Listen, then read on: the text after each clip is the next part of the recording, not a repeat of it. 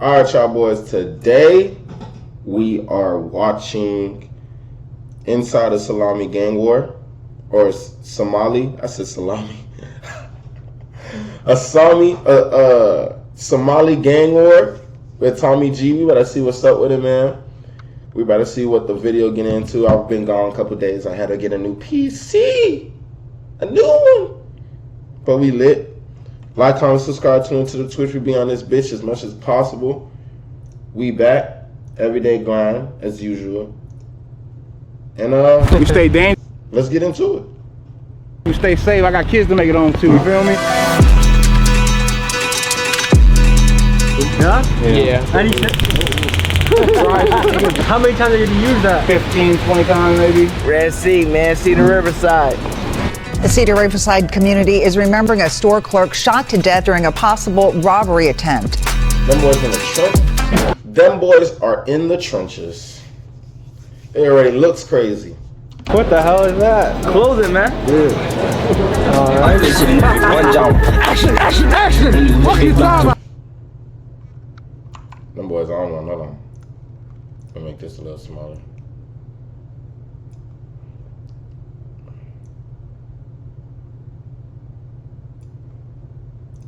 You gotta do it with some passion. Today we head to Minneapolis, and we find ourselves in the middle of a Somali gang war. This is one of the Indianapolis? They got trenches they got trenches everywhere. Fuck that.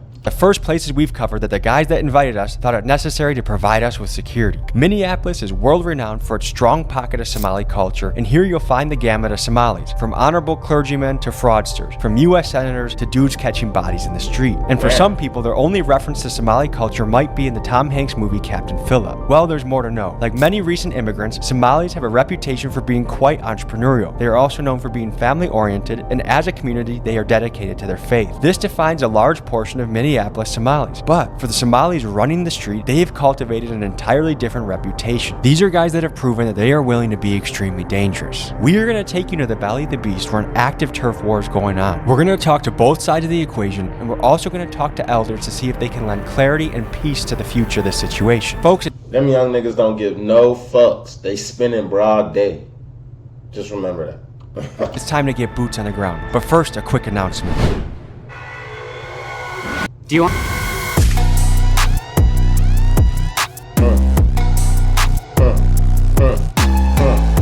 The hell is this? Oh, Big Dog. You got a commercial. Nigga got a commercial for Big Dogs. That's tough. A new rebranding.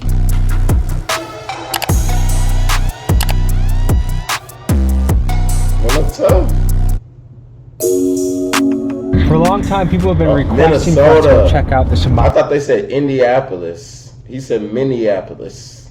However you say that shit. Minnesota, yeah. Somalis in Minneapolis. Anytime you look these guys up, there's these gigantic gang wars and beefs and the highs and the lows and this guy versus that guy. To be honest, I don't know much about the Somali culture other than that there's been some real internal conflict and civil war within the country. We're just not safe. Not many economic opportunities. As well as the Tom Hanks movie, I'm the Captain Now. Look at me, sure. I'm the captain now. Look at me. Look at me. I am the captain now. Face ass. Face ass. We're meeting a bounty hunter slash security guard. You guys know we don't go anywhere with security. We don't have an aggressive approach. I just don't feel the need for having security. But Tommy said, fuck security, nigga. they thought it was necessary. What's up, brother? What's your name? Token. Token? Pleasure to meet you. Pleasure to meet you, man. What's it like being a bounty hunter in Minnesota? It can get wild, man. A lot of people tend to want to miss court on us, and when you miss court, it's a big bag we're about to lose. We gotta get on that ass. I don't like putting people in jail. I became a bondsman to get my homies out of the jam. You feel me? Yeah. A lot of times I gotta write bonds for people I don't know, and those guys don't go to court, and that's when I gotta become the bounty hunter. Gotta vest up, go kick some doors in. This is the first time we've actually gone anywhere with security. Oh, okay. Is it that necessary around here? For G Money, yeah. G Money is a controversial Minneapolis drill rapper that sounds like this. I'm too precise, I tap the button. Come on, watch me dress the crowd. Them niggas always gonna be mad. They know that little bro walked them down. Had a glizzy poke right through my sweater. My little brother hide as hell. He doing drills while on the tether. Frontline in the trenches. You can't tell us about this war. Niggas. And while many in the city rock with He low-key hard. He low-key hard. Let me find a little new artist. You know what I mean? with him. The word around town is he has a lot of enemies, which makes him a dangerous man to be around, and hence the security. What this summer looks like so far? It's been relatively quiet compared to the last couple summers, because when George Floyd happened, shit flared up like a motherfucker. If I was to compare it for the last couple years, it's been relatively quiet, but it's still active as hell. The Somali gangs are taking over, they're coming deep, and there's a lot of rivalries. North Minneapolis has a big rivalry with the highs and the lows, and there's a street that literally divides the highs and lows. It's called Broadway. So on Broadway, you want to tread lightly because that's where the ops be at. Broadway, you fuck around, get pecked at, fuck around, get your shit Swiss cheese. You know what I'm saying? I gotta say, what up, Minneapolis? Alright, Murder App, we outside. Why do you call it Murder Apples? It looks friendly around here. It's friendly for some people, and it gets dirty for some people. There's sides, you know what I mean? You might see shit popping off, you might not see shit popping off, I ain't gonna lie. How have things been lately? Ever since this year started, other than that, the cop getting killed and all that shit, About that, yeah, it's been good. Was it a Somali cop? No, it was a black cop. Who shot you? Are there victims inside? When Officer Jamal Mitchell rolled up to the scene of Blaisdell Avenue and Damn! That's crazy. He tried to help, bro put that pole on him. Yeah, it's been good. Was it a Somali cop? No, it was a black cop. Who shot you? Are there victims inside? when Officer Jamal Mitchell rolled up to the scene of Blaisdell Avenue and found 2 people injured in the street. When Officer Jamal Mitchell asked Muhammad whether or not he was okay, that is when Muhammad pulled out a handgun and started shooting at Officer Mitchell. I had a warrant on that dude who shot the black cop. I was actively looking for the guy, Mustafa Muhammad. What was the community's reaction to the cop dying? Oh, crazy. That's been the 3rd cop shooting in Minneapolis, Minnesota area in like the last 3 months. Because George Floyd happened here, That's low-key crazy as fuck. is it hard to support police? Like, are people scared to be vocally supportive? 100%. Even when the cop is in the right? 100%. Do you feel like the pendulum needs to swing back a little bit? I don't well. How you know what I mean? Before George Floyd, you know what I mean? And after George Floyd, it just made it worse for them. You know what I mean? Yeah. They need to turn this into a stand your ground. They said, I don't really fuck with 12. They funny as shit. Moms getting carjacked. Carjackings are up through the roof right now. Congresswoman got jacked in her own driveway. Yes. She was a defund the police person, right? Yes, she was. Let's roll the tape on what happened to this lady. Perhaps no story encapsulates the chaos Minneapolis is experiencing than the story of Shivanti Shanana, a local Democratic Party leader. She was with her kids when a group of teens attacked her in her own driveway and threatened her with guns. She took to social media after to express her outrage and said the following: "We need to get illegal guns off our streets and catch these young people who are running wild, creating chaos across our city." Public service announcement. That's crazy. What did you want to call it? One of them government officials and shit getting sticked up. That's crazy. Announcement. If you think it's gangsta beating up a woman in front of her own children, you are an absolute bitch and nobody respects you. The twist No cap, that shit lame as fuck. She a dime. Niggas are crazy though. to this story is this same lady, Shivanti, was earlier calling And for she the was with her Minneapolis kid. police to be abolished. I wonder if her views have changed since this attack. Imagine if she had a gun on her. She would have went to jail too. Am I allowed to ask what that is? Oh, it's just a taser. X26, right? Police edition. Yep. I'll show them. What's the legality on that? Perfectly legal. Yeah? Yeah. Any You gotta pop that top off. Take that top off. And if someone's resisting, you dry stun them. Yep. How many times did you use that? Yeah. Fuck that. Too. Off the record, allegedly. Fuck 15, that. 20 times maybe. Well, it sounds like we're 15, protected. On that 20. note, let's go to the next Oh, spot. hell no. I feel like a goddamn Somalian president right now. We're rolling in a nice convoy. We got a car up front, car in back with protection. You gotta stay safe, man. That's legal in Minneapolis? Oh, I mean, when you got your permit to carry, My golly. we ain't playing around. We stay dangerous, we stay safe. I got kids to make it home too, you feel me? Outside, it was Yeah. raining cats and dogs, so we That's real though. That's real shit. I don't know why I got a sock on, man. That's real shit though. Niggas trying to make it home in the trenches. decided it'd be a good idea to head up to the studio and meet with the crew as the G-Money entourage was assembling. Guy that we're supposed to be meeting, one of them is a guy named G Money, right? Has he ever been on time to anything that you've done with him? I can't say. I can tell you, bro. Yeah. No, nigga's never on time. Does that irritate you? I mean, shit, yeah, but he'd be paying for it. So. Is Somali time known for being really late? Honestly, nah. I wouldn't say nah. Either earlier or on time. As 3 non-Somalis, what are some Somali stereotypes I should know about? Can't drive? I don't know. Oh, my mama. No, that ain't no stereotype. Them niggas can't drive for shit. Damn. The word on the street is the average Somali is not the best driver. Best driver? Nah, we do be driving. Y'all like got us up. Come on, baby, y'all like got us. We could drive, don't get us up. Y'all be wrecked. Them niggas cannot drive. The way he talking, I know them niggas can't drive, so Get shit. Don't get me wrong, I do wreck. You feel me? I done wrecked a lot of cars. But how many cars have you wrecked? He up there. I'm He up there. I don't want the Cali, wrecked the car, got another car, wrecked it again. You wrecked 4 cars? 4 cars in front of me. And you think you're a good driver? I don't know how much. You're the reason insurance is high in the area. No, the only reason why I be wrecking cars because I be high as hell off drugs and I just be driving, nodding off and shit like that. shit be off that walk. Shit be off that shit. No cap. This has G Money, and that's your name too. Okay, so it's like that's like a gangster name tag right there. Would you consider yourself Muslim? Yeah. How does it work being Muslim and also kind of doing street shit and kind of doing smoking drugs and stuff? It teaches that nobody perfect. You can make mistakes. You feel me? And we just a regular person. Nobody perfect. Nobody perfect. Even Christians, certain things they not supposed to do and they still do it. So everybody will assume that just because you Muslim, you gotta straight be behind the books. But it all depends. Yeah. I don't encourage nobody to do anything I do. Yeah, I mean, it's just the lifestyle we live and certain things help us. Niggas lying. They late to their own interview, man. There was so much smoke accumulating in the studio that I felt like Wiz Khalifa. So we decided to get out of there, get some fresh air, and post up near the train. Adam fuck around. I said Adam. Tommy fuck around getting contact high, man. Interact with G Money so we could get to know him a little better. Do I seem high as shit? I'm not high as shit, but do I? Okay. We have a lot of factors working against us right now. We have, it's rain, there's beef. We have a little bit of that Minneapolis medical in the air. Put his ass to sleep.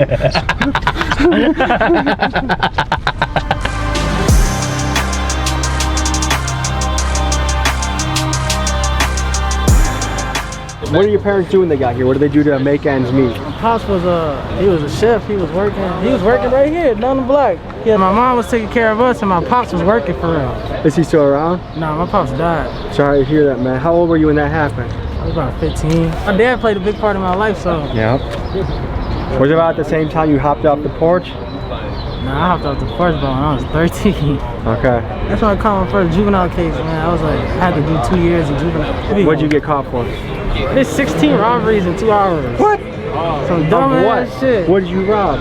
Yeah, we were just robbing everything moving, man. What did you say, 16 robberies? God damn, twin.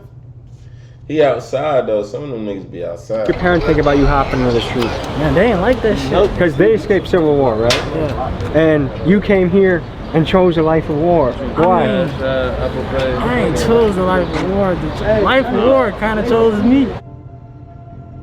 What are your hopes for the future, G-Money? Man, I want to make the city a better place one day. You do? Yeah. How do you want to do that? I help the community now, I just don't show it. Do you feel like the community thinks you help the community?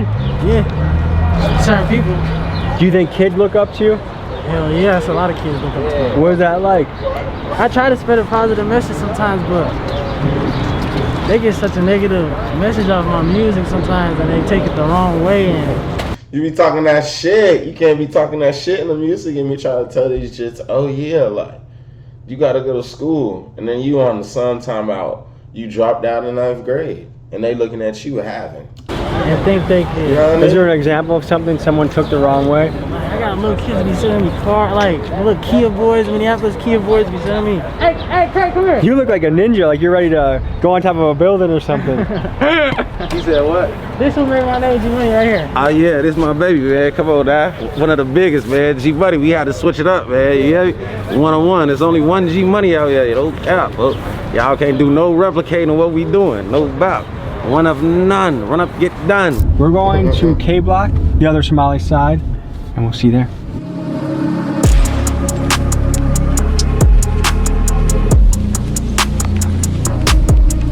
When they get to start hiding eyes and shit, them boys dropping shit. I'm telling you. When they get to start hiding eyes and wearing ski masks, them niggas dropping shit.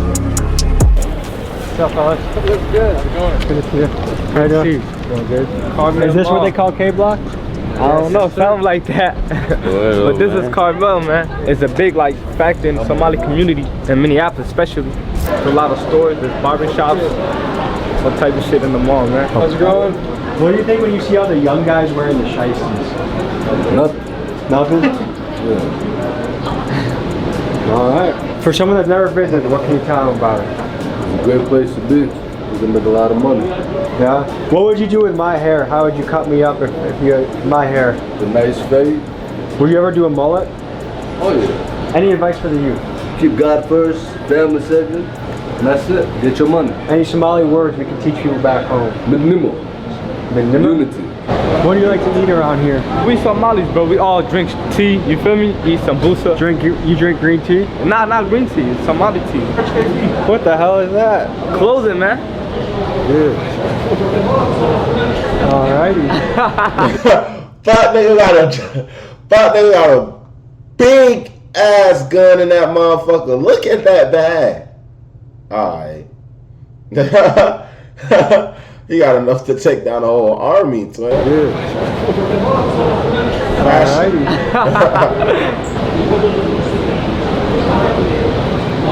For anyone that's doubting the power of rap music to influence, it looks like New York in here. You guys ever see a New York drill music before? This looks like a New York drill music video right now. You think so? What do you do day to day? That's not lying. That shit do look like a New York drill fucking music video. How to survive is good. You feel me? I've been making music and shit like that though. You know how that be, man. What do your parents do? My mom was an immigrant. She came to America. My pops is still in Somalia. What is it gonna take for him to get here? You know how that is he waiting on immigration papers? I think he is at the moment right now. Do you know what it was like when she got the news that they were going to America? Yeah. It was very exciting for her, you know? Yeah. It was very exciting for her.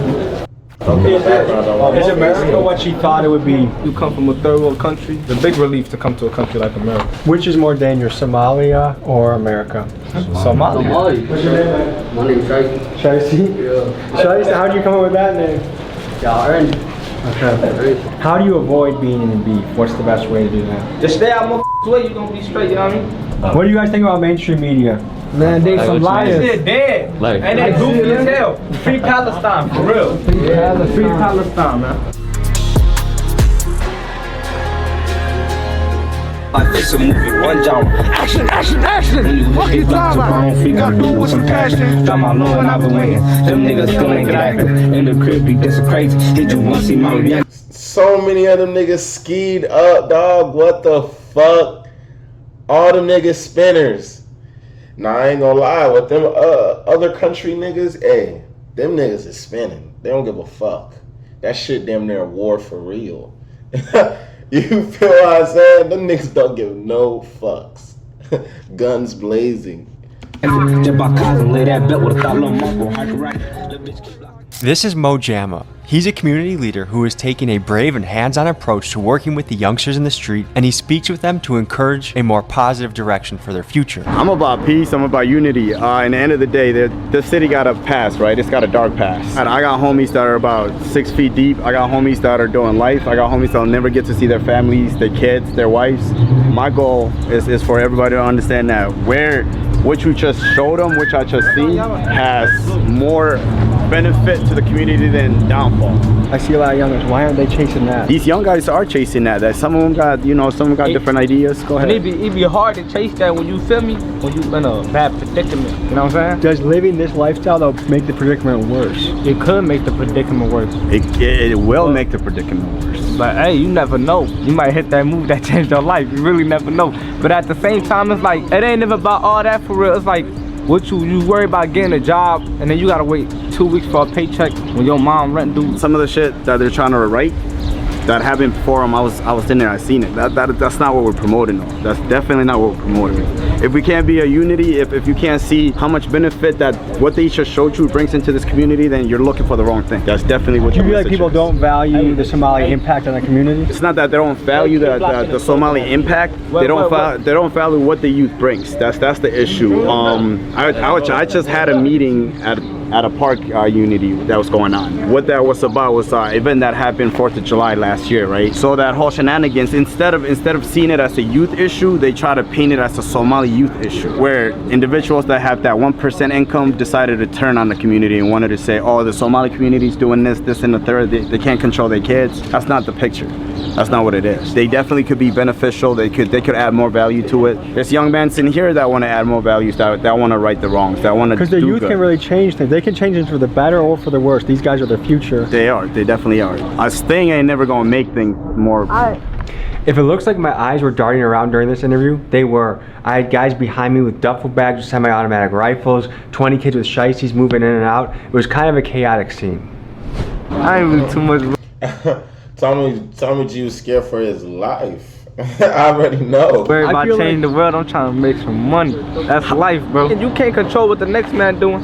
You know what I mean? True. You can't do that whatsoever. And then at the same time, you gotta think about this shit like, what you gonna worry about changing the world? Life ain't sweet. You don't see what's happening in Palestine right now? In Gaza? In Gaza, don't nobody talk about none of that shit though. There's real children getting killed every day. That's big facts. And I agree with exactly what he's saying. If you want to change things, you start from where you're at. The ground that you're standing on. I'm gonna change everything for myself in life. And then you can change everything for everyone around you. Every individual. If I get on, everybody here gonna be on. That's for life. Big facts. Big facts. You're not lying. They fend for you. He got a good mental. They got good mentalities, but they just be putting their energies in the wrong shit. You know what I mean? But hey, then again, niggas just be hating. That's another thing, bro. Niggas just be hating. A nigga can stay out the way and the niggas still hate. They feed each other. What's your plan to change your life and send it in a great direction? Man, some money, open up some businesses, you know, feed my people. But you know, when you grow up in the predicament I grew up in, you don't really have too much of a plan, you feel me? In this community, we about getting money, pushing positivity. We are Muslim, as you can see what I'm saying? We are brothers over here. So, you know, it ain't nothing about no negativity, gang beef. It ain't nothing about, you know, do drugs, pop pills, none of that. You see what I'm saying? We're gonna bounce out of this area, but can we walk with you and ask you some questions? Yeah, my bro stay with me though. Oh, everybody? No, just them That's right fine. here. If I'm in the club and you me mug me, I'ma up and blast it, chopper bullets blasting, now he passing. Where are the mentors or where are the people that are like, hey, like your life's gonna be crazy if you keep down this path? Well, you got individuals like myself, we got a couple of homies, but you gotta understand, this is real life. Majority of the ones that would look after these young kids are no longer alive. Majority of the ones that would speak to these young men are 6 feet deep. They're either locked up doing life or they can't speak for themselves. They're dead. So the men that are missing. That's such a huge piece of the puzzle. The mentorship is where it's missing. That's what's missing. That's the biggest thing that's missing. So. Initially, when I look at this situation, it blows my mind that someone can leave a war-torn country, come to America with the promise of a better tomorrow, and their kids choose the gangster street life. I just don't get it. But then I acknowledge the power that an environment plays on the development of a kid. If you are put into a hood, you can expect hood outcome.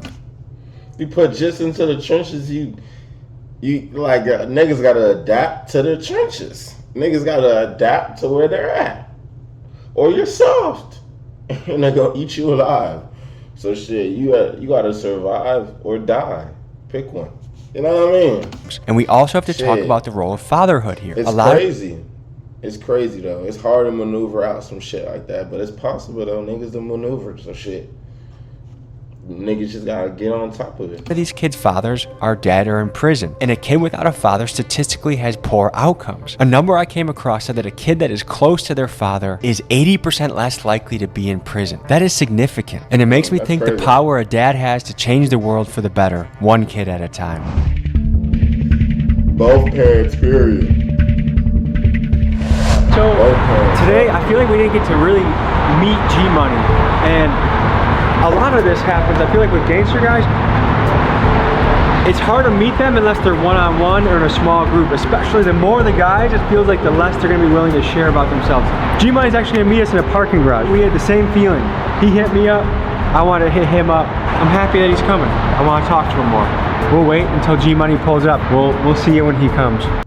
Hey, bro, get that camera up out of here, bro. Get that camera down, bro. But like, if we did an interview out here, would that be cool, G Money? What do you think? It's somewhere a little bit better around here. St. Paul is all open. We can go somewhere else in St. Paul. Well, what's on your mind, man? I want y'all to get to know me for real, man. I know you. What was your childhood like, dude? Their ass was terrified. I mean, I'm not even gonna say terrified. That shit real though. Can't show the car, can't show certain things. Things gotta be ducked off. That war shit, man. Hey, man. Get y'all ass out the streets, no cap. My childhood was, I mean, it's not your normal childhood. Like, your parents grew up rich or none of that shit, you know. We grew up in the hood, you feel me? I grew up, people think I'm from Riverside or something, you know, so a lot of people think I'm from Riverside, and like, I'm not from Riverside, but it was mostly my mom that took care of us, and my daddy was really like, he was in and out of my life, but he was... That nigga on something. He tweaking on something right now, I ain't gonna lie. You see bro eyes. In my life, for real. Did your mom and him not have the best relationship? Yeah, they ain't had the best relationship, you know, but he still had a good relationship with me.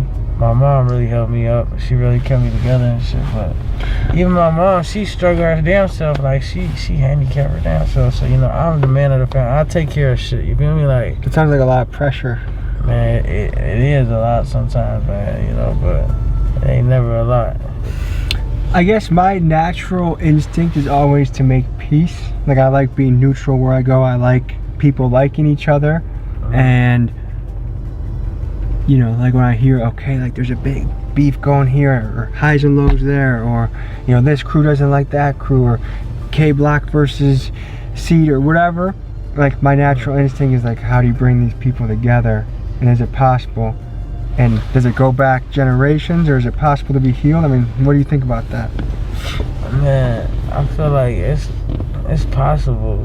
Like, it goes back generations, but like that generation that went back to and what they're fighting over now and what they're beefing over now ain't got nothing to do with what happened in the generation before, you feel me? They just young though, you feel me? They don't know what they doing, they just young, they jumping off the porch, they seen what other people doing, they seen what's cool on the internet and shit.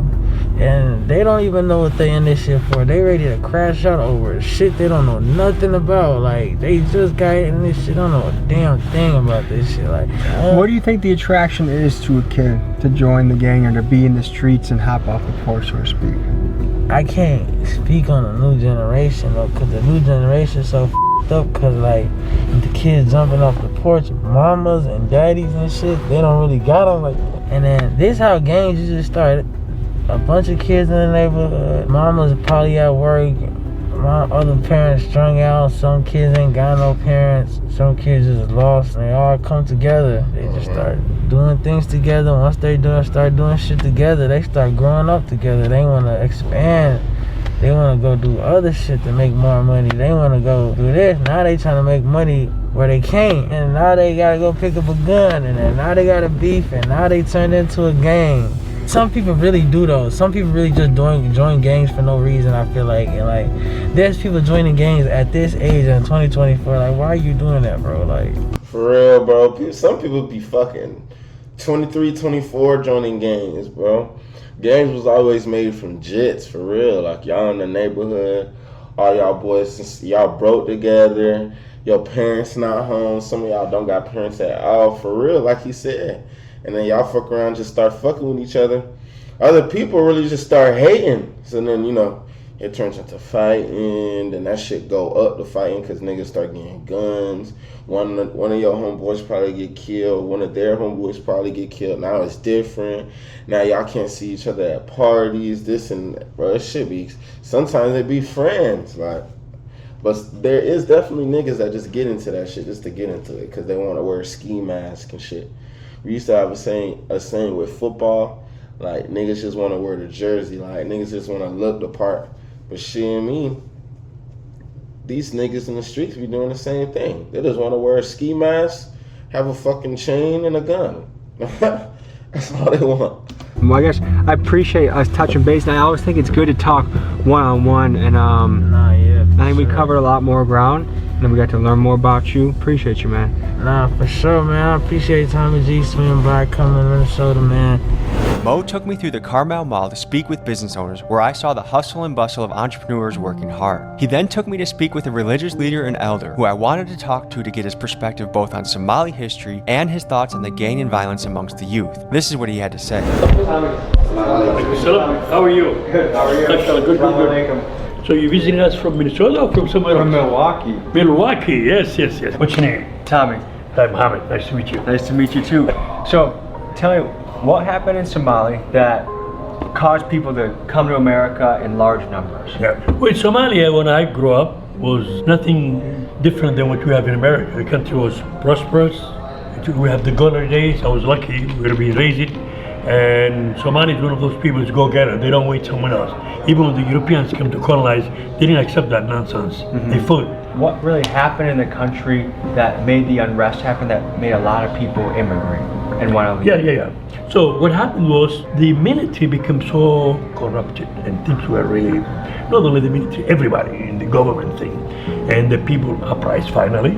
And the worst part was that the military regime started fighting with its own people rather than, resolving the political problems. It started like certain, like the central regions, and then eventually the worst was what happened to Somaliland part called now. The dictator and the military regime, how are we going to change? There wasn't such plan. So what happened is finally, like, fighting among themselves and things were getting, the civil wars, and one side didn't win. So that's the thing. So unfortunately, that caused problem after problem. Let's give you some history and context on what happened in Somalia, a coastal country that at many times in its history was quite prosperous. The Somali Civil War officially started in 1991 when the central government of Somalia collapsed following the overthrow of President Siad Barre. The roots of this conflict trace back to the 1980s, marked by severe economic decline, political repression, and inter-clan rivalries. Barre's government relied heavily on clan-based favoritism, which meant if you weren't in the clan, you didn't get the job, and the marginalized clans were sick of being oppressed. This led to clan militias vying for control. The power struggle between factions resulted in widespread violence and instability, leading to displacement, human rights violations, and a famine in 1992 that left over 300,000 people dead. The ongoing conflict led many Somalis to flee their homes, seeking refuge in other countries. One of the major hubs for refugee settlement was Minneapolis, Minnesota. How hard was it for someone to apply and get accepted and go to America? Well, luckily in my case, the country was still a government. My thing was to get the passport. It was very hard to get the passport. So when I get my passport, I went back to the country to get my passport and left. So unfortunately, I left the country and I stayed in Kuwait for 4 years, worked there for 4 years. Do you believe America is the land of opportunity still? Yeah, so America still is the land of opportunity, but it's not as it used to be the people before us. So one question is, what advice would you have for the youth? There's some youth out there, they're kind of choosing the life of the streets. There's a lot of good role models around here that are entrepreneurs, that are senators, that are business owners, but a lot of these kids are choosing the route of a gangster rapper and criminal. What do you think about that? What would be your advice? The thing is, as I said, every society will have some bad apples. Unfortunately, I think maybe the problem is when the family break, because when people get married, they rather stay together. Like a mother household. Yes. If you could speak to some of these young men out there that are choosing which path they want to go, some of them are choosing the streets, what advice would you give to them if you could speak directly to them? Well, that's just something most of us, we failed, including myself. We have to go and address the issue. One thing good about our Prophet, peace be upon him, Muhammad, if there is a difficult situation, he used to face it right away and resolve it. So it's our bad apple in our kids. We have to be careful about them. So if I'm working with my own kids, and they fell on the ground, I'm not going to say, oh, they fell. No. Same thing with these people. They fell with their life and doing bad things. We have to address them. We have to approach them and try to help them. So action is the key. Taking action and then moving it forward and making sure. But remember to say, oh, look what happened to these kids. No, these kids like your own kids. Mo introduces us to his mentor, who has a reputation for giving back to the community. One of the things he does is every Friday for the last 7 years, he's visited the Riverside Plaza apartments to feed the kids and talk to them. Here's what he had to say. Looks like there's a lot of niggas that's trying, but like, it be for real, that shit at home, dog. You can't really stop that shit at home. And niggas don't got dads, they mom at work 25/8. Ain't nobody to tell them like, oh yeah, don't do this or yeah, don't do that. And even if they is, bitch, you not stopping me. Like, You know what I mean? And what's your role in the community, or what do you do? My role in the community is actually, first, I'm a husband and father of 5. Congratulations. Yeah, so so that's my first responsibility, but also professionally I work for the city of Minneapolis. We take care of all the parks, lakes. A lot of people, they escape Civil War, and they started building their own community, their own businesses, and starting to prosper. And yet the kids chose, instead of peace, which they easily could have chosen, maybe not, but it seems like, why did the kids choose war again? I really don't like us to paint a picture where we think every kid, a small percentage of the young men. And it comes with the environment. It comes with, you know, this is a country where our kids are struggling in schools.